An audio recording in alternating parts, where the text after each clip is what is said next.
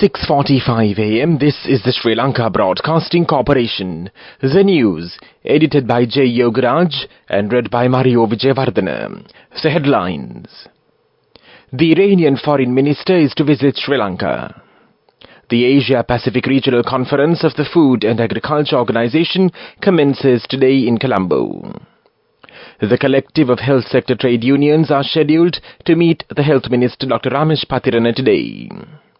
The FAO Director General arrives in Sri Lanka for APRC 37. Sri Lanka airports facilitate 846,173 tourists in January. The police have arrested 6 suspects in connection with the recent robbery and shooting incident at the Megoda Economic Center. In news overseas, Ukraine says Russian forces suffered nearly 50,000 personal losses in Avdiivka. In sports news, Sri Lanka aims series win with improved batting. The Minister for Foreign Affairs of the Islamic Republic of Iran, Dr. Hossein Amir Abdullahian, will undertake an official visit to Sri Lanka from the 19th to the 21st of February 2024 on an invitation extended by the Minister for Foreign Affairs Ali Sabri. During this visit, the Iranian Foreign Minister is scheduled to pay a courtesy call on President Ranil Wickremesinghe and the Prime Minister Dinesh Gunawardena. The visiting minister and his delegation will also have official discussions with Minister Ali Sabri at the Ministry of Foreign Affairs. In August 2023, Foreign Minister Ali Sabri had bilateral discussions with the Foreign Minister Dr. Hossein Amir Abdullahian during his visit to Tehran. Dr. Amir Abdullahian will be accompanied by senior officials from the Office of the President, the Ministry of Foreign Affairs, the Ministry of Energy and other relevant ministries of Iran. The High Commissioner of India in Sri Lanka, Santosh Jha, has expressed confidence regarding the earliest recommencement of the Nagapattinam-Kankasanturai KKS ferry service in the coming weeks, adding that efforts are also underway to resume ferry services between Talamannar and Rameswaram. The Indian High Commissioner made these remarks during his visit to the KKS port and the Talamannar pier, where he spoke of the need for expeditious resumption of ferry services between the two countries. High Commissioner Jha undertook his first official visit to Sri Lanka's northern province from the 15th to the 17th of February, during which the diverse engagements he participated in attested to the deep-rooted nature of the bilateral partnership and India's firm commitment to deepening socio-economic and cultural ties with the northern province, the High Commission said in a statement.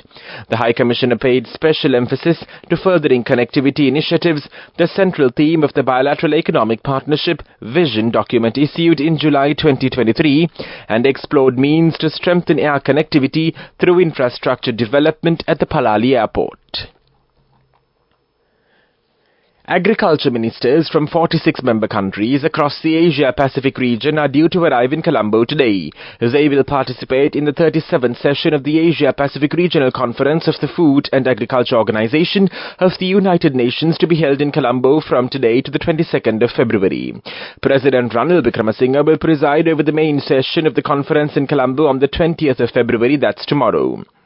The Director General of the United Nations Food and Agriculture Organization, Dr. Kyu Dong-yu, will arrive in the country to participate in the session. Dr. Kyu has advocated numerous reforms and initiatives to overhaul the FAO's business model, improving efficiency and implementing best practices to support programs and administrative effectiveness. Responding to a request from the government, the APRC agenda has incorporated a special focus on agri-tourism. This news broadcast comes to you from the Sri Lanka Broadcasting Corporation. The police have arrested 6 suspects in connection with the recent robbery and shooting incident at the Megoda Economic Center. Out of these suspects, 3 of them are identified as millionaire businessmen of Tissamaharama, Imbulgoda and Kadawatha who were involved in this robbery. The main suspect and the mastermind is a chili businessman at Tissamaharama. The robbery was planned with the aim of collecting a large sum of money from the center. Passenger figures in January 2024 at the Sri Lanka airport indicates a promising growth of tourist arrivals, as Sri Lanka airports had facilitated 846,173 total passenger arrivals, out of which 207,182 tourist arrivals through all airports BIA Colombo, JIA Jaffna and MRIA Mattala. In January 2022, 82,327 tourists arrived in Sri Lanka and it went up to 102,545 with an increase of 24.5% for the same period in 2023. With remarkable growth in January 2024, 208,253 tourists arrived in Sri Lanka with a growth of 103% compared to the same period in 2023. Meanwhile, the Mattala Rajapaksa International Airport MRIA had facilitated 11,801 international tourist arrivals with 102 flight operations. Total passenger movements of 23,739. Furthermore, the Jaffna International Airport had facilitated 3,413 international passenger movements and 271 domestic passenger movements in January 2024. With the current statistics, the BIA facilitated 846,173 international passenger movements in January 2024 with an average of 27,295 passengers a day. The collective of health sector trade unions are scheduled to meet the Health Minister Dr. Ramesh Patirana today. The Health Trade Union Alliance said if talks regarding their disparities in allowances with the minister fails, a decision will be taken today pertaining to their strike action. The strike was called off on Wednesday as the minister agreed for a discussion with the trade unions.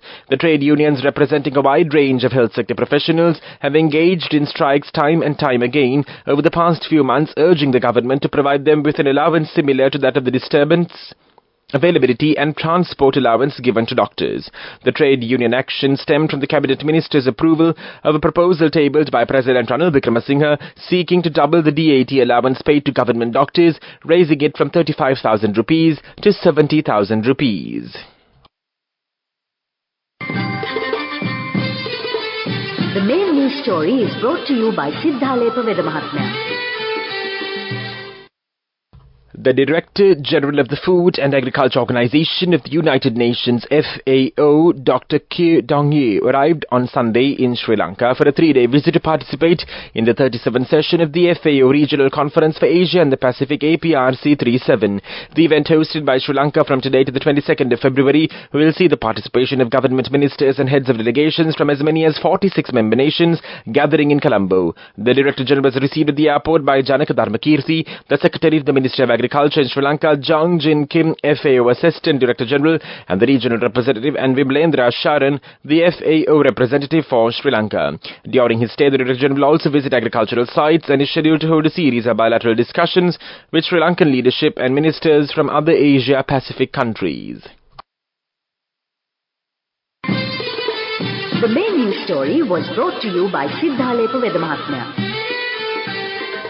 And now in Watchlight, the Ceylon Electricity Board requests the people to use electricity sparingly. The daily electricity demand has increased drastically with the current dry weather. The spokesperson of the Ceylon Electricity Board, Noel Prianta, says hydropower generation has dropped to 21% these days. He said currently water capacity of hydroelectric power plants is 83%, and electricity capacity of 4.5% is generated from solar power, and electricity capacity generated from wind farms stand at 5%.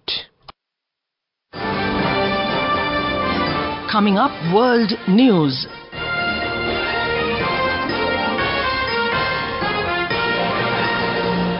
In world news headlines, Ukraine says Russian forces suffered nearly 50,000 personnel losses in Avdiivka.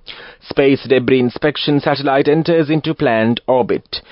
The US military strikes Houthi missiles and unmanned vessels.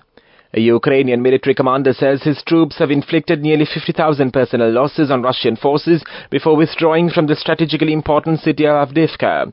But a US newspaper warns of challenges confronting Ukrainian troops amid stalled military aid from the United States. Ukrainian commander Alexander Tarnivsky took out to social media on Sunday, one day after Ukraine announced its decision to withdraw its troops from Avdiivka in the eastern region of Donetsk. Russia's defense ministry also asserted full control of the city. A rocket has successfully launched a satellite that will fly around and survey a piece of Earth-orbiting space junk. The craft is meant to be a precursor to a mission to remove such space debris. The rocket carrying the satellite lifted off from New Zealand early on Monday morning. It placed the payload into the scheduled orbit about an hour later. The satellite is a brainchild of Tokyo-based venture firm Astroscale Japan and the Japan Aerospace Exploration Agency, or JAXA. The US military says it has attacked anti-ship missiles and unmanned vessels of the Iranian-backed Houthi militant group in Yemen. The US Central Command announced on Sunday that it successfully conducted strikes against 3 mobile anti-ship cruise missiles, 1 unmanned underwater vessel and 1 unmanned surface vessel in Houthi-controlled areas of Yemen on Saturday afternoon local time. And now the main points of the world news segment once again. Ukraine says Russian forces suffered nearly 50,000 personnel losses in Avdiivka. Space debris inspection satellite enters into planned orbit. The US military strikes Houthi missiles and unmanned vessels. And now in development news, the much-awaited and long-overdue South Asia Sub-Regional Economic Cooperation SASEC Port Access Elevated Highway PAECH project directly linking the Colombo Harbour and the Colombo Port City to the Colombo Airport will be finally opened in October 2024. One of the unique features is the connection it offers from the airport to both the harbour and the Port City area, extending the expressway network into the city. Over 85% of the project work has now been completed, an official from SASEC said. Moving on with sports news. The Sri Lanka T20 team led by Wanindu Hasaranga is expected to win the series when they meet Afghanistan in their second T20 game scheduled to be played at the Rangiri Dambul International Cricket Stadium today commencing at 7 p.m. Skipper Wanindu Hasaranga is a little worried about their batting, especially top order and middle orders for not clicking as expected in the first game on Saturday, but the skipper himself promoted in the batting order ahead of Angela Matthews and Dasun Shanaka scored a match-winning knock of 67 in 32 balls.